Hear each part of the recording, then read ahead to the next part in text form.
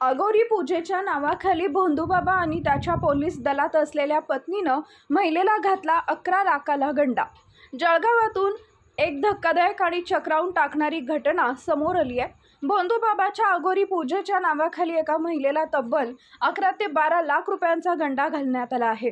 ही घटना जळगाव शहरातील जिथं ललित पाटील नावाचा भोंदूबाबा आणि त्याची पत्नी महिमा पाटील जी स्वतः महिला पोलीस कर्मचारी आहे, दोघांनी मिळून अघोरी विद्या, करणी बाधा आणि गुप्तधन मिळवून देण्याचा आमिष दाखवत एका महिला ग्राफिक डिझायनरची फसवणूक केली।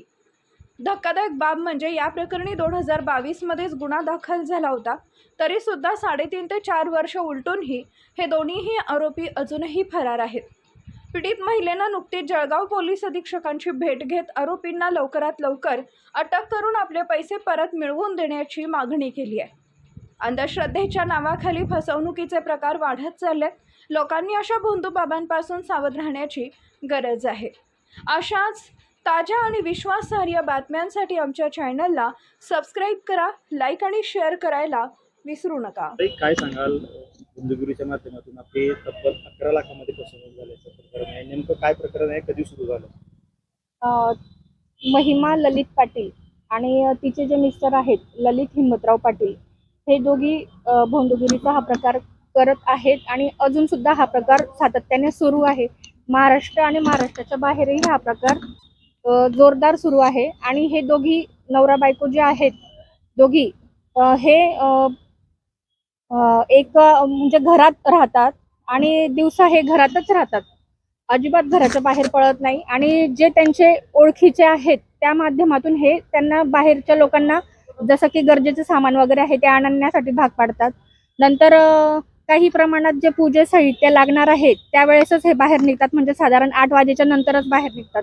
वेशभूषा करून हे राहतात। यांच्यासोबत 3 मुलं आहेत, एक 13 वर्षाची मुलगी आहे, एक 9 ते 10 वर्षाचा मुलगा आहे आणि एक 2 ते 2.5 वर्षाचा मुलगा देखील आहे। त्यांना 3 अपत्य असून हे मुलांना शाळेत शिकवत नाही आहेत आणि हे सातत्याने त्यांच्यासोबतही मुलांना फिरवत आहेत। तर 2022 मध्ये गुन्हा दाखल झालेला आहे, अद्यापपर्यंत ते आरोपी फरार आहेत। 11 लाखाची फसवणूक केल्याचं समोर येतं आहे, नेमका काय प्रकार आहे? बरोबर आहे, सदरचा गुन्हा 2022 मध्ये दाखल आहे। यातील आरोपित पती पत्नी आहेत। त्यामधली जी महिला पत्नी आहे ती पोलीस कॉन्स्टेबल, तिचं नाव आहे महिमा उर्फ मनोरमा ललित पाटील, महिला कॉन्स्टेबल भांडूप या ठिकाणी ती नोकरीला होती। ती आणि तिचा पती यांनी फिर्यादीला संपर्क करून तिला सांगितलं की तुला जे काही कौटुंबिक दुःख आहे, काही अडचणी आहेत ते आपण दूर करू शकतो। तर तिने सांगितलं की माझा पती याच्या अंगामध्ये पीर बाबा आहे, त्यासाठी आपल्याला विधी करावं लागेल, पूजा अर्चा करावं लागेल असं सांगून फिर्यादीकडून साधारण 11 लाख रुपये त्यांनी वेळोवेळी घेतलेले आहेत। 11 लाख कशासाठी घेतले? हेच विधी आणि पूजा अर्चा करण्यासाठी।